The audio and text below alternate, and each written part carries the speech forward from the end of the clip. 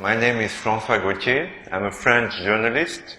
I've been covering India and South Asia for a long time. I have covered not only India, but Pakistan, Afghanistan, Sri Lanka, Bangladesh. I've traveled a lot all over the country. There is a lot of negative coverage about the removal of Article 370 in Kashmir, in the Valley of Kashmir, in the whole of Kashmir, especially in the Western media. CNN, the BBC, the French media, Le Monde, the New York Times, they all portraying India as the bully and the Kashmiri Muslims as people who are martyred.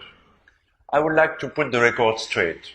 The first thing is that the BBC is the most negative coverage of all. That is a bit ironic because after all, the British colonized India for 3 centuries. They bled India. There were famines under the British. There were millions of people died under the British. They stole most of the artifacts of India, which today are in British museums in London. And then they're giving, lessons of morality to India. This is very ironic. I just want to say this, en passant, as the French say. The second thing is, what's even more ironic is that the Kashmiri Muslims started the violence. There was no violence on the part of India. India never attacked Kashmir. It is the Muslims of Kashmir who wanted to become independent, or rather go to Pakistan, who started violence. Violence against the Hindus of Kashmir. What is called the Kashmiri Pandit, the Hindus of Kashmir, very peaceful people who never fired a shot, who lived, in harmony with their Muslim brothers and sisters in the Valley of Kashmir.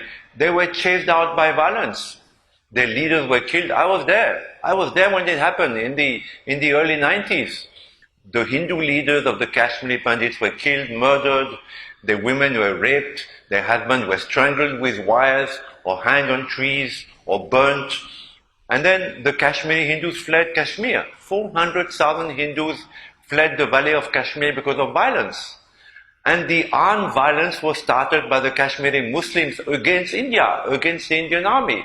It is not that India attacked the Kashmiri Muslims. It is they themselves who, in the name of Islam, started violence against India.